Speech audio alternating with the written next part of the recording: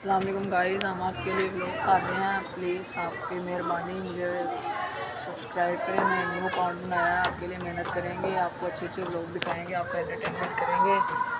Please subscribe करें और like करें प्लीज़।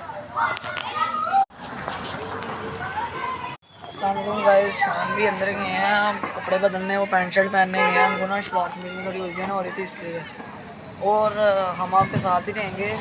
प्लीज़ सब्सक्राइब करें और कमेंट करें और लाइक करें, शेयर फॉलो भी करें और बेल आइकन को दबाना ना भूलें। प्लीज़ सब्सक्राइब करें। किसान भी आ जाते हैं और उनसे बातचीत करते हैं। अभी हम हाजिरी लगाने जा रहे हैं, जिस दफ्तर में शान भी काम करते हैं ना, उधर हाजिरी लगाने जा रहे हैं।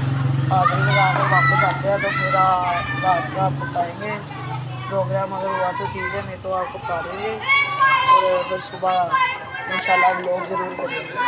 आमीन।